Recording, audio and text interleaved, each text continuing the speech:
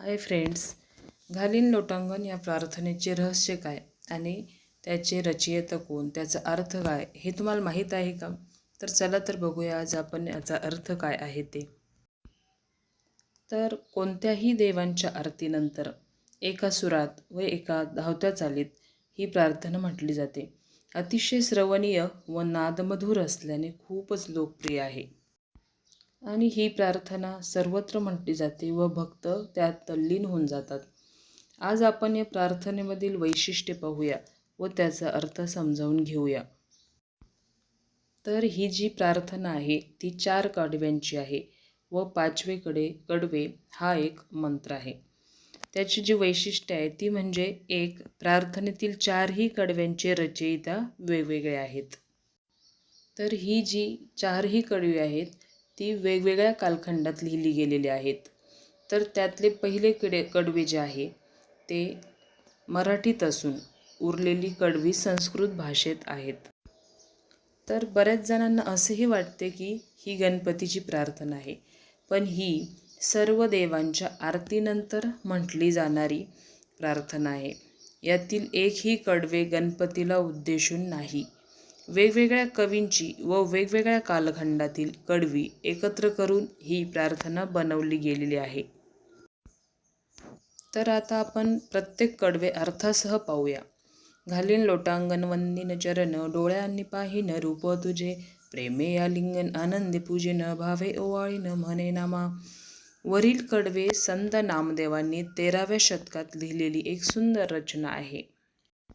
तर ह्या कडव्याचा अर्थ आहे की विठ्ठलाला उद्देशून संत नामदेव म्हणतात, तुला मी लोटांगण घालीन व तुझ्या चरणांना वंदन करीन. माझ्या डोळ्यांनी तुझे रूप पाहीन. एवढेच नाही तर तुला मी प्रेमाने आलिंगन देऊन अत्यंत मनोभावे तुला ओवाळीन. तर 2 नंबरचे जे कडवे आहे ते आहे, त्वमेव माताच पिता त्वमेव, त्वमेव बंधूच सखा त्वमेव, त्वमेव विद्या द्रविणम त्वमेव, त्वमेव सर्व मम देव देव. हे कडवे आद्य शंकराचार्यांनी गुरुस्तोत्रात लिहिलेले आहे. ते संस्कृतमध्ये आहे. हे 8व्या शतकात लिहिले गेले आहे. तर दुसऱ्या ज्या कडव्याचा अर्थ आहे तो म्हणजे, तूच माझी माता व पिता आहेस, तूच माझा बंधू आणि मित्र आहेस, तूच माझे ज्ञान आणि धन आहेस, तूच माझे सर्वस्व आहेस. 3 नंबरचे जे कडवे आहे ते आहे, कायेन वाचा मनसेंद्रियाद्वा बुद्ध्यात्मना वा प्रकृती स्वभावात करोमि यद्यत् सकलं परस्मै नारायणापि समर्पयामि. हे कडवे श्रीमद भागवत पुराणातील आहे. ते व्यासांनी लिहिलेले आहे. त्याचा अर्थ असा आहे की श्रीकृष्णाला उद्देशून, हे नारायणा, माझी काया व माझे बोलणे, माझे मन, माझी इंद्रिये, माझी बुद्धी, माझा स्वभाव आणि माझी प्रकृती यांनी जे काही कर्म मी करीत आहे ते सर्व मी तुला समर्पित करत आहे. हा त्याचा अर्थ आहे. तर पुढचे जे कडवे आहे ते 4 नंबरचे आहे. 4 नंबरचे कडवे आहे, अच्युतम केशवम रामनारायणम कृष्ण दामोदरम वासुदेवम हरी, श्रीधरम माधवम गोपिका वल्लभम जानकी नायकम रामचंद्र भजे. वरील कडवे आदिशंकराचार्यांच्या अच्युताकष्टम मधील आहे, म्हणजेच 8व्या शतकातील आहे.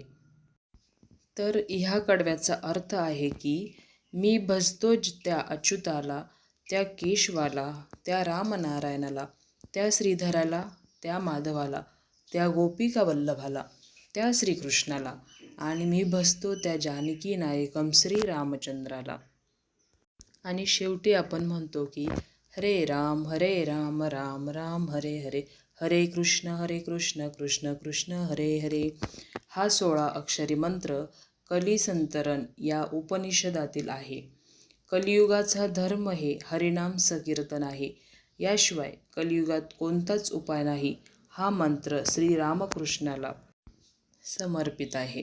अशी ही वेगवेगळ्या कवींची वेगवेगळ्या भाषेचे मिश्रण असलेली प्रार्थना अत्यंत श्रवणीय आहे. तिचे नाद माधुर्य व चाल अलौकिक आहे. रचना कोणाचीही असो, हे गाताना भक्त तल्लीन होतात व त्यांचा भाव देवापर्यंत पोहोचतो. आणि या प्रार्थनेचा अर्थ समजून म्हटले तर आरतीमध्ये भाव येतात. तर तुम्ही हा व्हिडिओ पूर्ण बघितल्याबद्दल थँक्यू. लाईक करा, शेअर करा, सबस्क्राईब करा. श्री स्वामी समर्थ.